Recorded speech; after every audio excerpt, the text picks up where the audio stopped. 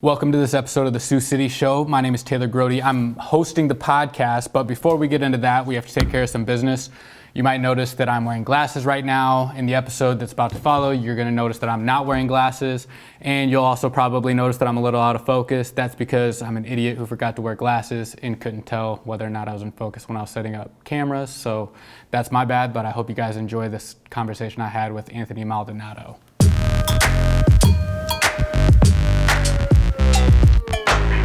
Welcome back to the Sioux City Show. My name is Taylor Grody. I'm hosting this thing. In the studio with me today, I have Anthony Maldonado, a.k.a. AM Mixes. What up, what up? Tell us a little bit about what AM Mixes is and what you do. AM Mixes, it's just really my initials. Anthony Maldonado, that's my first and last name, and I mix. All right. And you're doing it out of Des Moines, right? Currently, yeah. But did you start in Sioux City? Yep, I lived in Sioux City my whole life pretty much. Okay.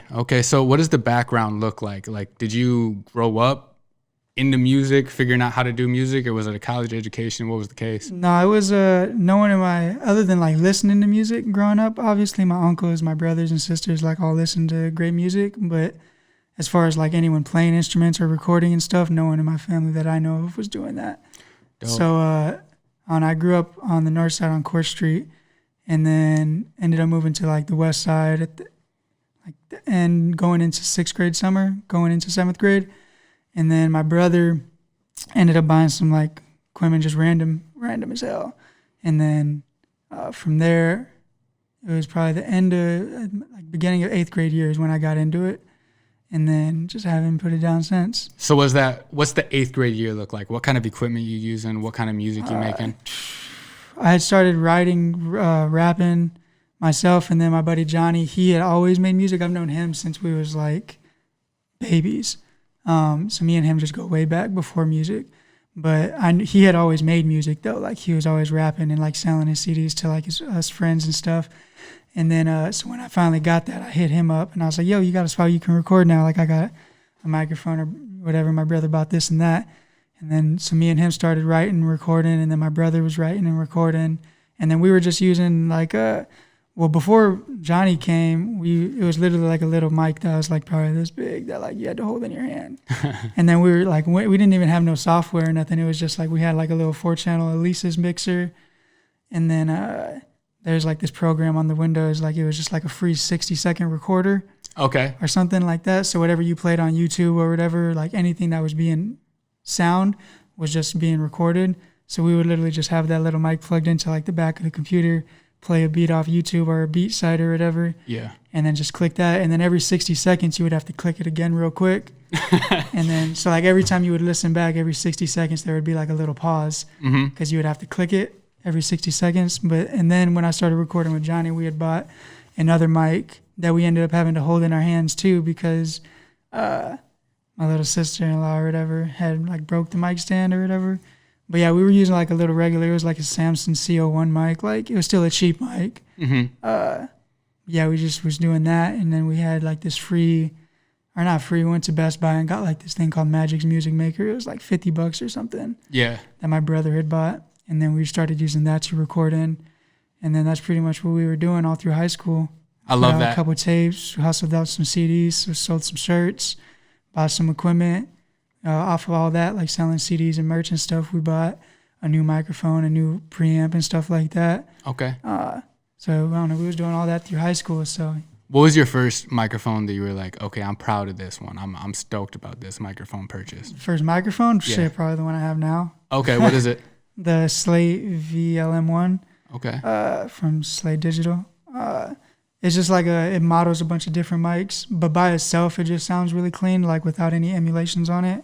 Okay. And I'm a fan of their products in general, so I use a lot of their plugins on my mixes anyway. So shout out to Slate. But yeah, they got 2 different microphones, the VLM1 and 2. I still want to get the 2 one, but that one just works a little different. It's not really a necessity of mine right now, or a need of mine. But yeah, the microphone I got now, I bought it like a year ago maybe. Okay. But yeah, it's probably one of my favorite purchases as regards to a microphone. I love the evolution of hustles. Like when people start young and you can see the half-ass version, the like little Yeah. kid version of everything happening, and then you can see it morph into what it is today. Like, I mean, me personally, I had a project my sophomore year of high school that we were supposed to, you could either write a paper or you could make a video, Yeah. right? So I chose the video route. And I went to like my parents had this camera that made little DVDs, and I went to Best Buy, same thing, bought the $50 program to edit videos on, you know, made the little DVDs, transferred them all into video on my mom's computer, and it was the piece of shit computer at Yeah. the time, so it took like 45 Forever. minutes just to make like one edit, and it took forever, but I spent like 4 days figuring out how to make this 5-minute video. It was Yeah. horrible, right? But, you know, everything, that kind of like fueled everything that happened afterwards. That It was all birthed the about Taylor Grody we have yeah, today. finding new equipment, finding a way to pay for more equipment, paying for more microphones and Yeah. whatnot. And I kind of made my first audio purchase that I'm real stoked about. Like, these are the Audio Technica 2020s or 2035s. 2035s. Yeah, and we got 2020s as well, but we also have this Rode Procaster. It's the Rodecaster Pro, and this is like the first thing that I've just loved that I bought audio. yeah, I'm gonna have to pick this up too because I'd actually do a couple podcasts also myself. Oh, so. sick. What's the podcast? It's not my podcast, but I record. It's called The Survivors. It's a group of people in Des Moines, and shout out to them. They're actually really cool people. Neil, Saint, and Todd. They're actually really cool people. But yeah, they kind of talk more about like just self growth and like just like how people stay inspired and like what transformed them if they used to be a certain type of person and like got them on the right path and stuff like that. Okay. So they're really cool people. So, did you go to college for audio recording? Yes, I did after high school. Where's I that at? went to Arizona, Gilbert. Well, they had 2 locations, Gilbert and in Tempe, Arizona. You do like half and half at each one. But it was 2012. 2012 we went out there. Nice. We as me, Caesar, and then Johnny.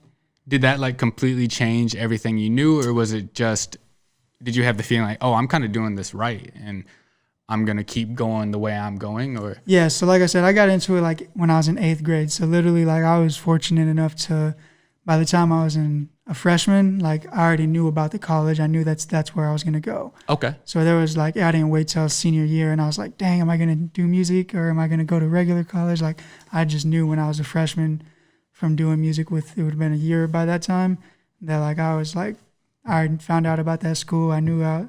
So like me, Johnny, Caesar, like literally it was a plan. Like after high school, that's where we're going. And we just didn't, it was Okay. never a thought to do anything else. So you sound like when you were in high school, you had, I guess, the career path figured out. You had the route from, okay, I'm in 8th grade, I'm recording on a 60-second track loop to going through high school, and you found like it sounds like you found a way to make money off of it.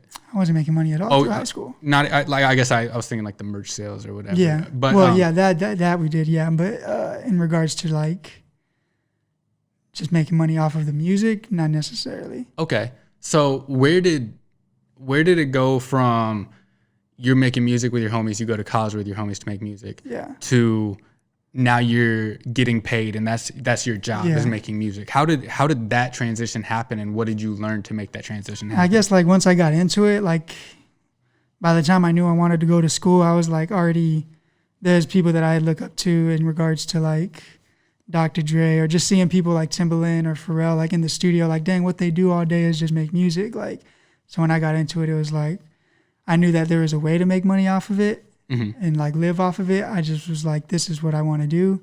Didn't really know like how or whatever, but like then after going to college and stuff, it was like, that was my, like I knew about studios and stuff, obviously, because I had read up on everything and stuff like that. But, and going to school is when it was like my first time in that type of environment, like in the studio with the big, large format console with a bunch of gear behind you and stuff like that.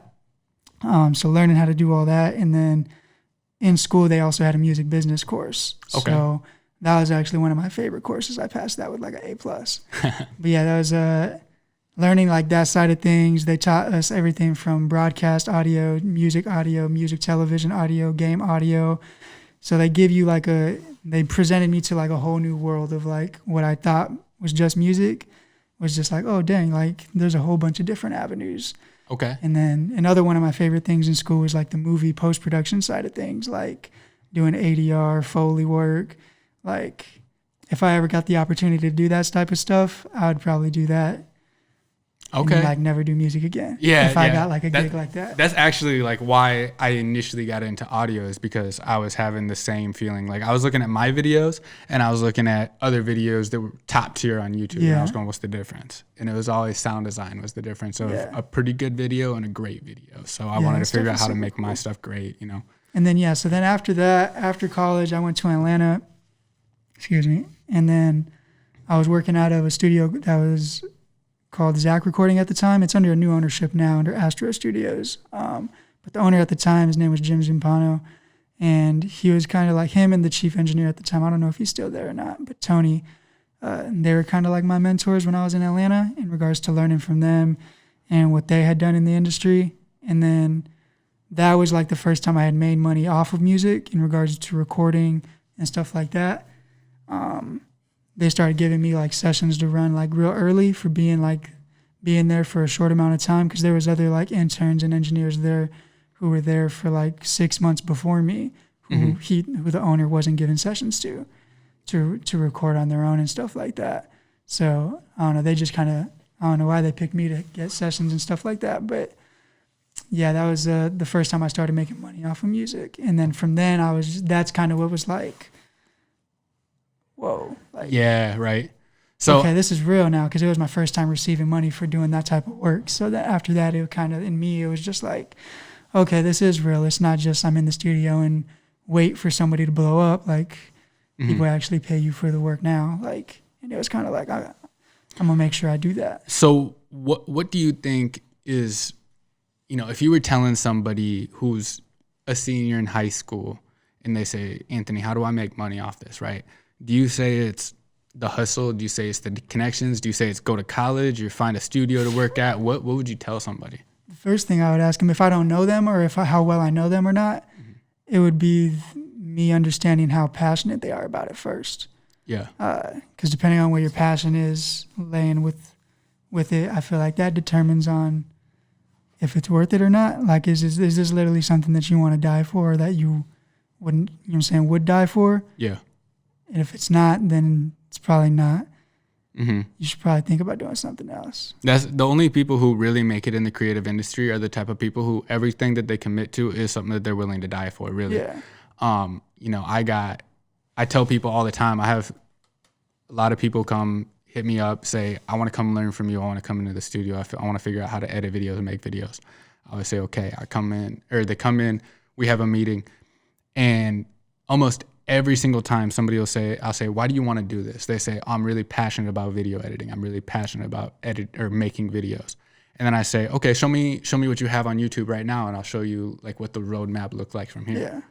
And 90% of the time, these kids go, oh, I don't really have anything on YouTube, or I haven't really made any videos because I don't have a good camera, or whatever the case may be. And it's like, okay, so you're not passionate about video editing. You're not passionate about making videos. You're just passionate about the idea of living a life of making videos, right? Yeah. Because everybody who's my age, everybody my age started on tape cameras, you know, and nothing was good. Yeah, nothing was good. The cameras were horrible, and now you have an iPhone 11 that's 10 times 4K. The quality. Yeah, so it's like you have no barriers. You can edit. You can literally shoot videos and edit videos for free on your phone. I do all kinds of editing on my phone. Exactly. And I don't even mess with video or anything, but I'll do like cover art, design, or like little promo things. Yeah. Like for myself, I logo design my own logo. Like on it, just being self-sufficient. Exactly, and you know, there's always like that.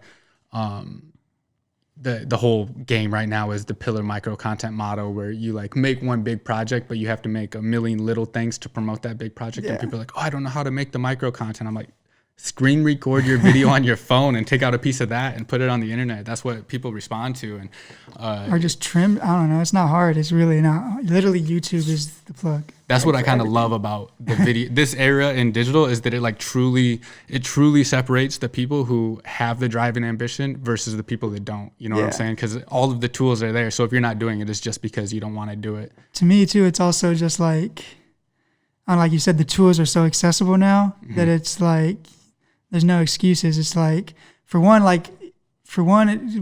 it was just like I know the things that I want cost money.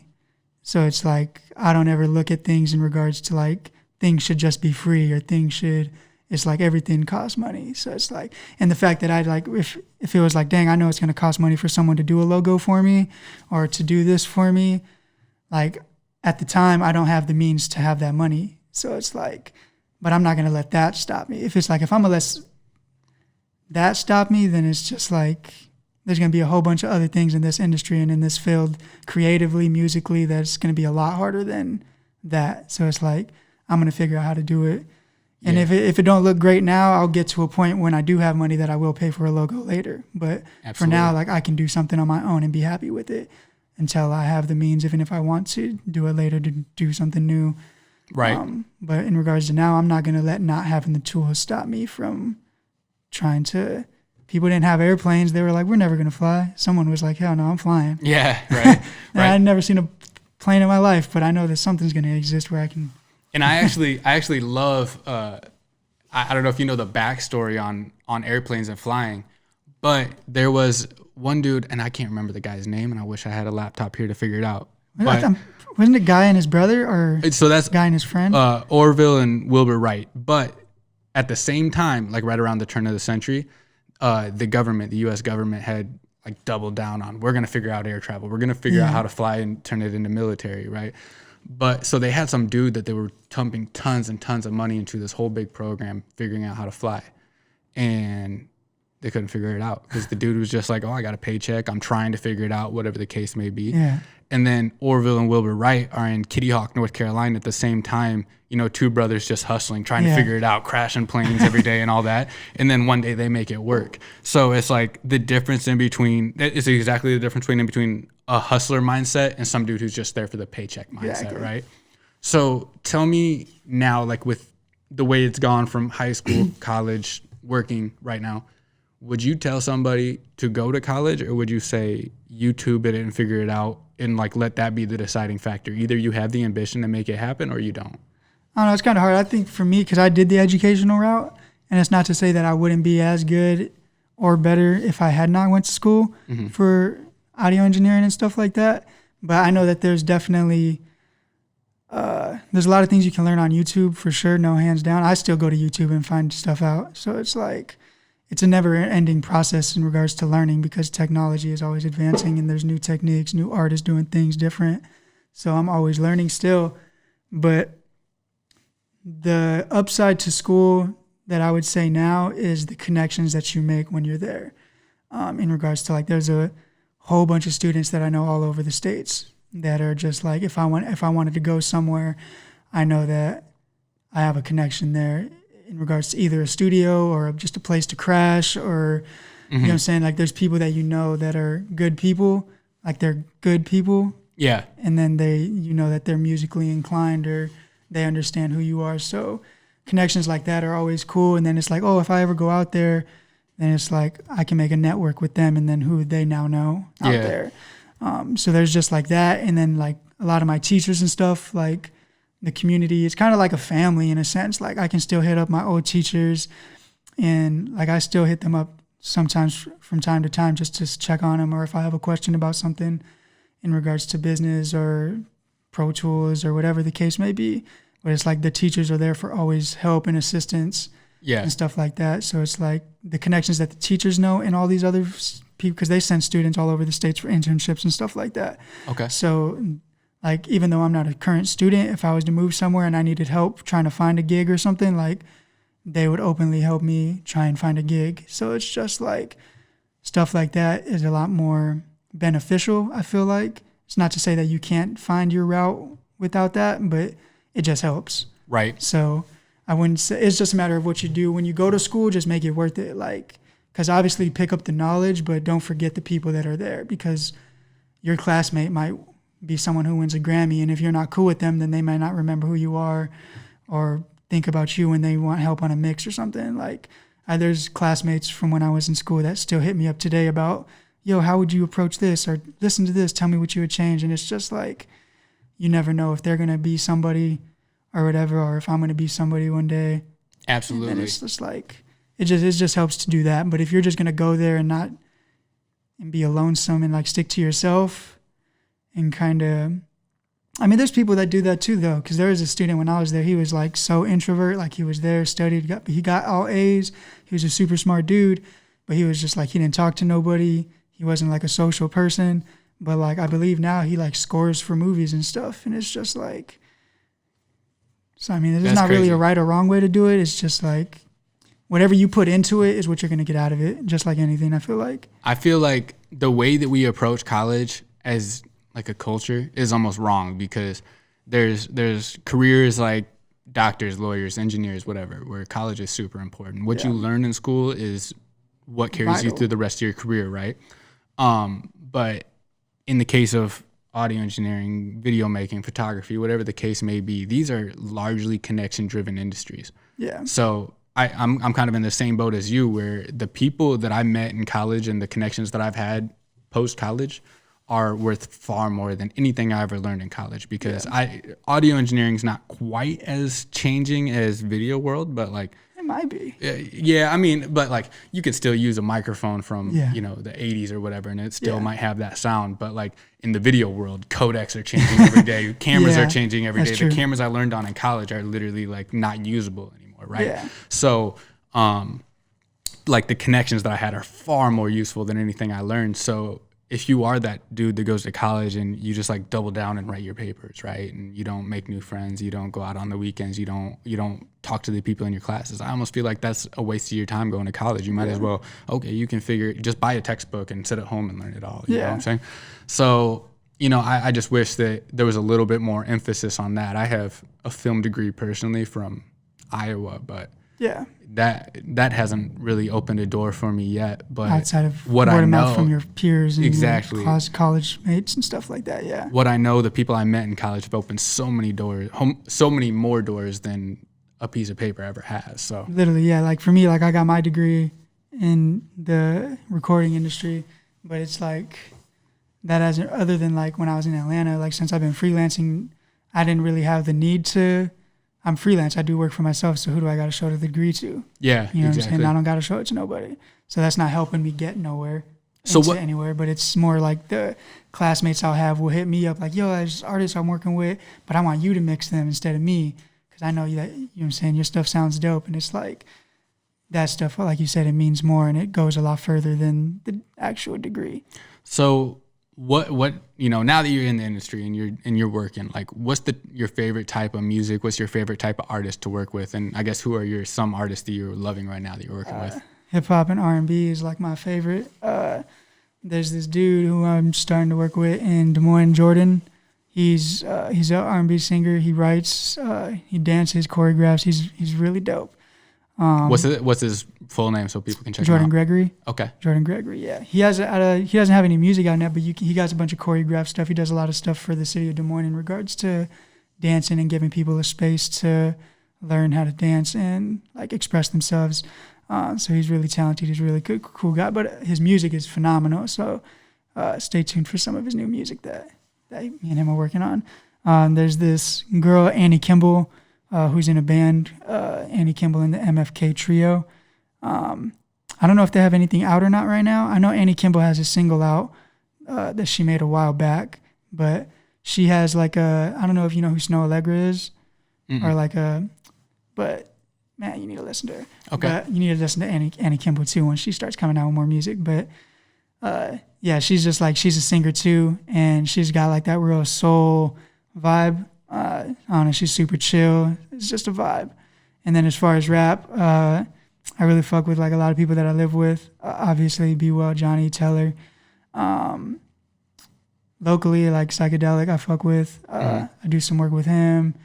And I'm really like a fan of like the connection that I have with the artists that I work with is more, it's not necessarily about the music. It's more so about like what it means to them. Yeah. Because some people are like on different levels. Some people might, it's all preference decided on who's better or not. But like if the music itself means something to you, then like that's what I think builds my connection with the clients that I have is I don't really, obviously I care about the music, but I care about what it means to them. Yeah. And it's just like, are you making music that means something to you, or like what's the motive behind the music? And then like I try and figure that stuff out.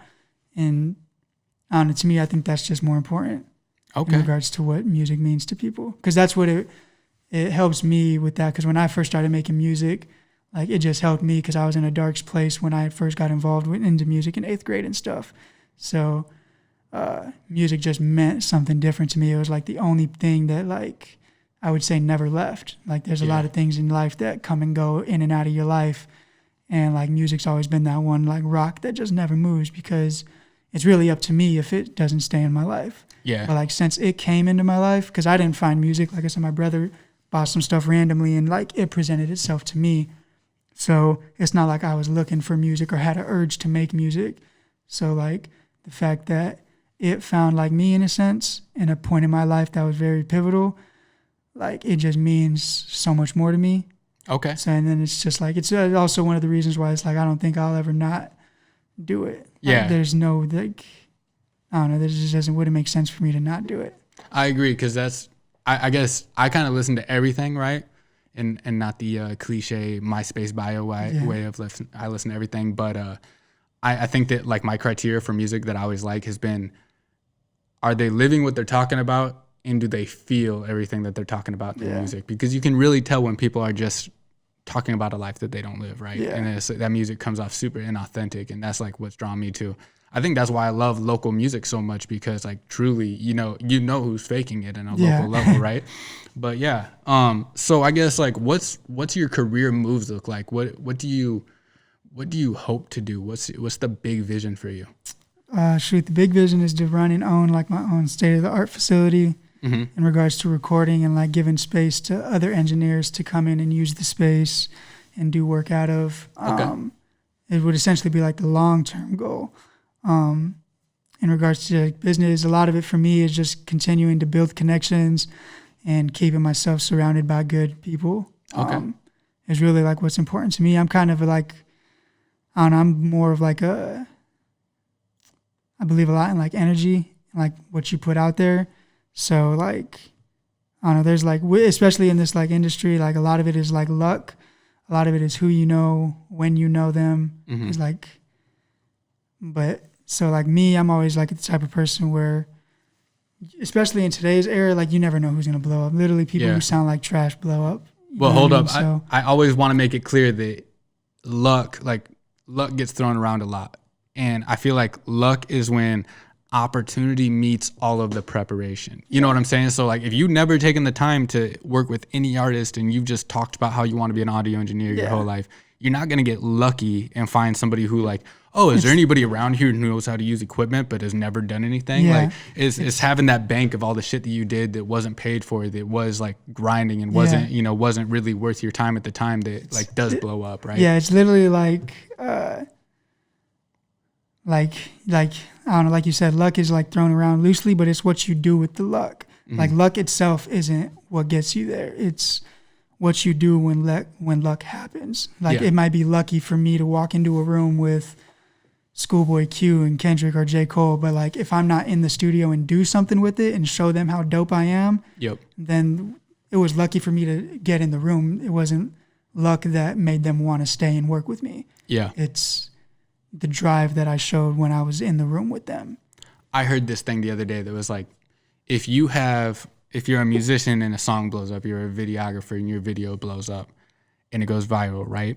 Unless you have an entire library for people to check out after they find that one video, or you have stuff to follow up with, it means nothing. It truly means nothing to have like one viral video unless you have a body of work that people can look at after that, right? Literally. Yeah. There's like this saying, it's called like, for like engineers, it's like you're only as good as your last mix. And like for videos, it's like you're only as good as your last video. So it's like if you don't do anything after your last video, then like even your catalog, you can have an extended amount of catalog, but like if you ain't currently still putting out new content, a lot of that's just going to get old and eventually get just washed by the wayside. So it's like a matter of you being able to stay putting out work on a professional and efficient way. That kind of like just keeps people like, oh, okay.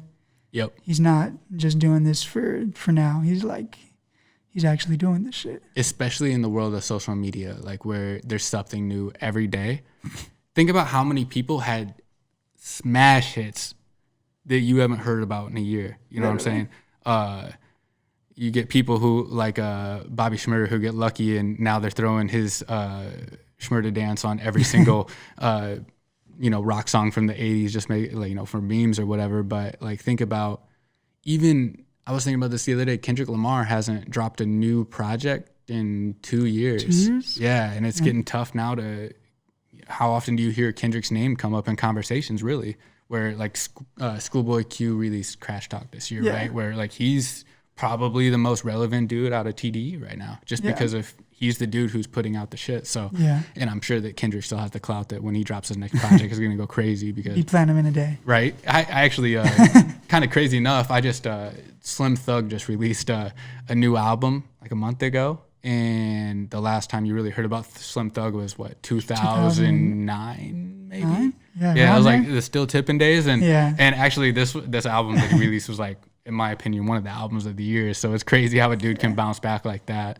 But I guess if you were going to talk to somebody who's from Sioux City, who does have the drive, who has the passion, who's, Anthony Maldonado when he was 17, 18 years old and coming to you asking you what his move should be, what would you say? Like, is the move to go somewhere where the music is happening? Is it to go to Atlanta, go to Cali, New York? Or is it to invest in themselves, go to college and start hustling that way? What is it? I would tell them to start off investing in themselves and prove to themselves that they can do it, like, on their own. Like, don't worry about trying to prove something to me or trying to prove something to your peers. That, like, prove something to yourself, because to me the most important thing is you have to wake up and look in the mirror every day and look at yourself and ask yourself, am I happy? Or like, is what I'm doing really fulfilling? And like, I don't know, you have to ask yourself those questions. You don't have to ask other people that.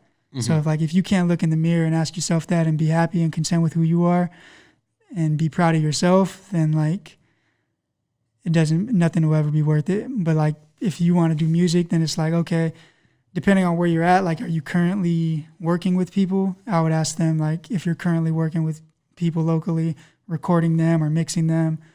If not, start doing that first. Prove to yourself that you can even do that. Yeah. And then once you make yourself proud, make sure that it sounds up to par with what your standard is, whatever your standard may be. And once the sound is at a level where you want it, then think about what you really want in regards to long-term goals. Do you want to, do you want to be an entrepreneur and do things like be an owner and do things yourself? Do you want to go venture out and be a contract worker for someone else and kind of start thinking of those things? But in regards to see if this is something that you want to live off of, like, make sure that you can make money on your own with it. Because the way I kind of see things is like, everything's like an investment. So if you're going to invest your time on it, first of all, you're a business by yourself. So if you can't make a return on investment in yourself by yourself, then who else is going to really invest in you? So it's like, but if I meet someone and it's like, oh, okay, you're making money already on your own. Like, I see that you're efficient, and you coming to me is an opportunity to just grow, not necessarily to depend on me. And like, the purpose of you coming to work with me or whatever is to grow, then it makes more sense. But if you come to me and you're not making money on your own already, and you're kind of like on the edge on if you want to do this or not, then it's like, I'm less likely to invest in you because you haven't shown me that you can do something on your own yet. So prove, like, to me, that's a big thing to me. Like, when I have ideas or like I think about what's my next step, I try and think about like the smaller version of that would be, and like try and do that on my own. And then my first initial thing is to prove to myself that I can do this, because then I know once I ask for help, I'll just be able to do it better. So I always want to make sure that I prove to myself that I'm capable of doing something. Are you familiar with The Secret, the book? Nope. Okay, so it's like... Well, don't they have like a documentary on it? Yeah. I know, I haven't read the book, but I've seen the documentary. Basically, it's that idea that if you put things out in the universe, then eventually those things will make their way into your life. And, I think that is, on the whole, kind of a corny idea, but it's 100% true in the fact that if you're willing to let your ambitions be known and shown to the world, then your ambitions have a way of fulfilling themselves, right? Yeah. So, if you're laying in bed every night and you're looking at yourself saying like, okay, I'm going to be a sound engineer on a Grammy award winning song someday. Yeah. And you lay in bed every night and you say that, and you go to your job or you go to school the next day and you do nothing to make that happen, and you're the only person who knows you have that ambition, it's never going to make its way into your life, right? Yeah. But if you, say you get on a podcast and you say, I'm Anthony Maldonado and I have absolutely the drive and the ambition to make a Grammy award winning song someday. Well, now there's going to be somebody listening to this podcast. There's going to be somebody maybe in that room. There's going to be somebody who hears from somebody who's watching the podcast that Anthony Maldonado is that dude who has the drive and the ambition to make something happen, right?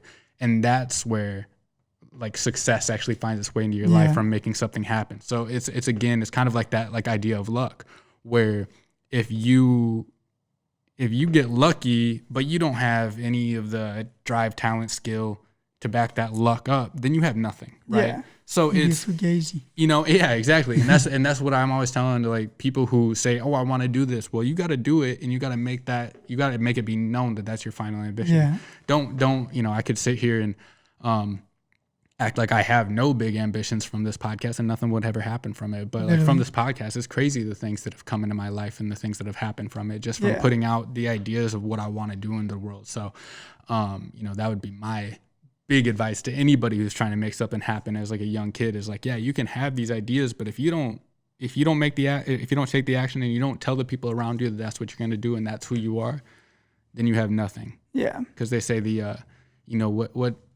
what's the difference between how do you become a director of music videos, right? You tell people that you're a director of music videos and buy a camera, really. It's like, that's the only way to do it, There's no school that's going to say, stamp, yep, this guy's a director of music videos now. Certified director. Yeah.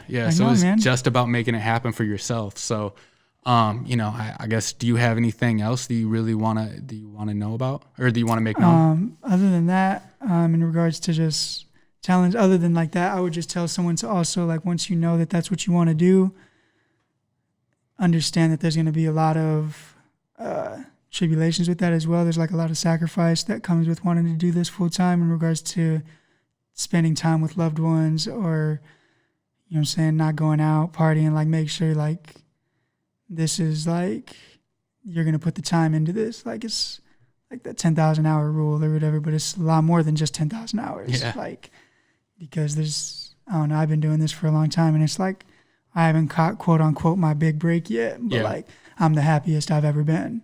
Yeah. Do you want to go on that vacation, or do you want to make music? Do you want to go out to the bars every night with your friends, or do you want to make music? You got to pick one, really, And it's not to say that you can't do both, but like, just don't complain when you're not as successful as you want to be. Bingo. It's when you're doing other things. Mm-hmm. That's my big thing. There's like a lot of people will complain about results, but it's like, well, what were you doing? Mm-hmm. Like, there's no excuses. Like, put in the fucking work and don't be making excuses for yourselves, or wake up out of bed. Like, there's 24 hours in the day. Like my buddy always says, like, Drake, Jay-Z, all these people got the same 24 hours. Like, but you decide to sleep in until 10, 11, noon, and then you want to go, and then you're up for 5 hours, and then it's 8 o'clock, and you want to go hang out with your friends for the night, and then you go to sleep at 2 in the morning and wake up at 12, 10 o'clock again. And it's like, no, I'm up at 4 a.m. every morning. The cream rises to the crop, really, The cream rises to the top, like, where if you're one of those dudes who is looking at what the next man has, or what the success of the next man, and you say, I want that, there's no reason I don't have that, he doesn't deserve that. Well, if you reverse engineer it, there's always something that he's doing differently than you. It's either talent or hustle, There's always something different between you and somebody who's more successful than you. And that's my thing too, is like, I know that, like, obviously I believe in myself, and I know like I'm dope as hell, and like I have that confidence, but like I listen to other people and I'm like, man, like their shit's way doper than me. Yeah. But like, I guarantee like people that ain't even on yet, just people that I know that are like dope at what they do, but like I know that they just don't work hard. Mm-hmm. And it's just like, I'll be damned if I'm gonna let them get somewhere that I don't, just because they're cool, but they don't work hard. It's like, I'm gonna outwork anyone. Like, put me in a room with another person, I guarantee I'm gonna outwork them. Exactly. Like, and I mean, just to let you know, like when you say, oh, I was recording in Atlanta and I'd been there less time than the other dudes around me, it's like, it's 100% that work ethic. Yeah. I call it the Midwest work ethic. Is that like I'm willing to outwork everybody around me if it's truly a competition situation. That, and a lot of that too, like it was because like, cause I remember like I would be like cleaning a room and like the owner and like the engineers would be in like the lobby or whatever talking amongst each other about like, oh, what do you think of like the new guy or whatever. And like I remember that like just hearing them be like, yeah, like he does everything he's supposed to, like da da da. And like anytime like I was lucky at that studio, like any free time, like you were open to go into any open room and like learn, ask questions, and like I don't know, a lot of the other people there would just like chill in the lobby on their computers watching Netflix or some shit. Yeah. And it's like I was always in a room asking questions or figuring things out. So I think that was the reason why they started giving me those opportunities, because it was like, this guy wants it. All these other people are just here for the curriculum or whatever. All right. Yeah. So this might be a question that, I don't know, since you've been living in Des Moines for a while, you might not know off the top of your head, but I like to end these with, if you could tell everybody in Sioux City what you think is the most slept on thing in Sioux City, what is something that you think everybody should know about, everybody should be doing. It could be a place where people could be eating, a place where people could be going, somebody, or even like a local artist that you think everybody should know about. I call this segment the most slept on in Sioux City. Most slept on in Sioux City. Let's see. Y'all sleeping on me? No, I'm playing.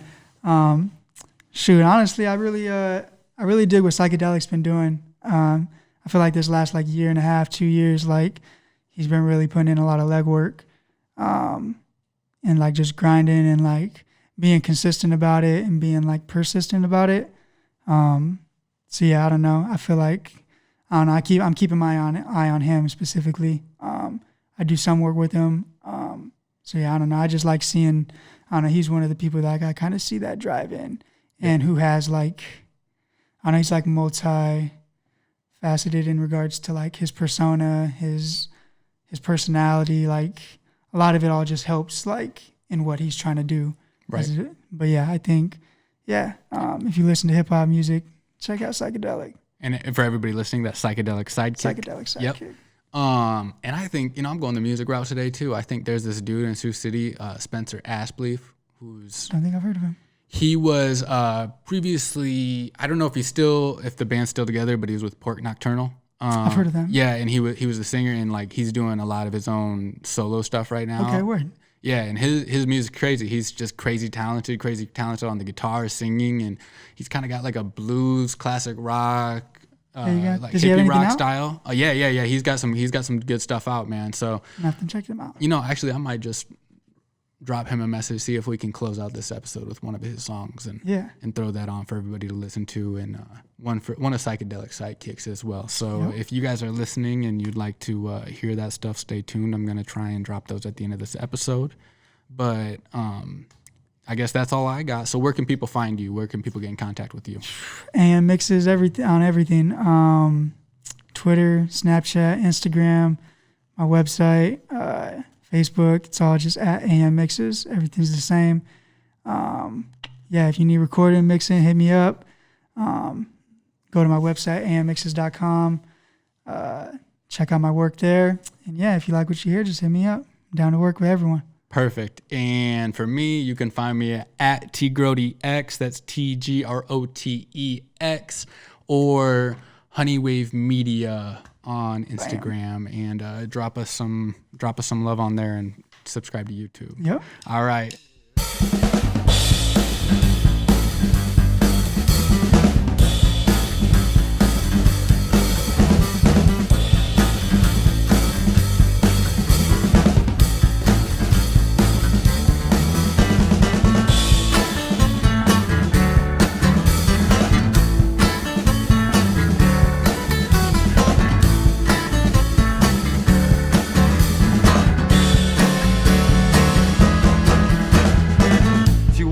Socks with grips on her feet. She talks too much but never really speaks. Takes all you have and sets it ablaze. You know I like 'em just a little mannequin craze. A little mannequin craze. See, I'm not the one not to pick and choose, but I get the ones with daddy issues. Takes takes all you have and kicks you while you're down, while scavenging the floor for pills left on the ground. For pills left on the ground. And when the sun sets in Nigel ship, she'll be there, attached to him, with her eyes as black as day. You know I like 'em, a little mannequin craze.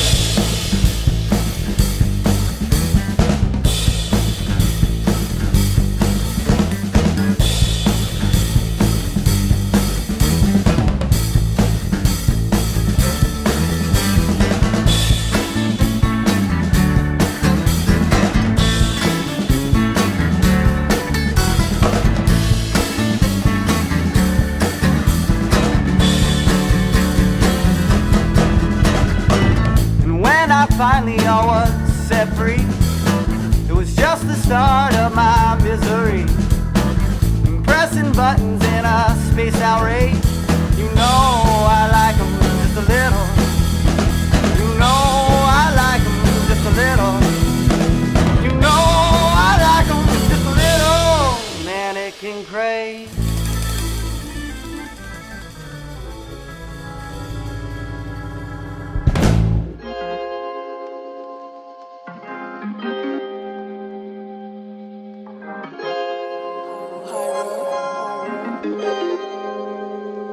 I've been good and I've been bad. I mean, I'm swell, but I've been sad. Searching for balance in everyday challenge. Taking off this crown as I have me no palace. I've been good and I've been bad. I mean, I'm swell, but I've been sad. Searching for balance in everyday challenge. Taking off this crown as I have me no palace. When it's good, it's great. When it's bad, it's fate. When it's time, we wait. When it's right, it's late. Why can't we just have that picture perfect life we dream about? Zip all these streets to find my peace. These are the things I think about. Used to wish I had a different route, something God cannot allow. Working for my granny and my grandpa, know they looking down. This one here might make them proud. This one here might hit the crowd. Crazy how they know all of my songs and sing the lyrics now. Crazy how I leave the show, I feel euphoric, such a high. Wake up the next morning with this sadness and I wanna cry. Knowing I have so much good, knowing some things are just not. Caught between my gratitude and little things that I ain't got. Whoa, whoa, I need to find myself, cause I know that I blind myself. Everything ain't as bad as it seems. One look around, tell me what do you see? When the skies are gray and the leaves all change. Yeah, yeah, yeah. I've been good and I've been bad. I mean, I'm swell, but I've been sad. Searching for balance in everyday challenge. Taking off this crown as I have me no palace. I've been good and I've been bad. I mean, I'm swell, but I've been sad. Searching for balance in everyday challenge. Taking off this crown as I have me no palace. I'm trying to find the balance all within myself again. I've let these people walk all over me through selflessness. It's crazy, bro, how Psych and I came up from nothing. Now we're blowing up our cities, packing shows, we spread it, love it, Can someone tell me why this negativity was pressing? I quit my job and hung it up to crash my movement, all because I was just bugging about the simpler times. And we were roller coasting down the block with dubs on our minds. Why is life so complicated? Steady racing, paper chasing at the tortoise pace. I'm waving through these views, I'm trying to make it to the top. I want to fit and be the best kind of myself again, and that's the product that I represent. Now whoa, whoa, I need to find myself. I know that I blind myself. Everything ain't as bad as it seems, and one look around, tell me what do you see?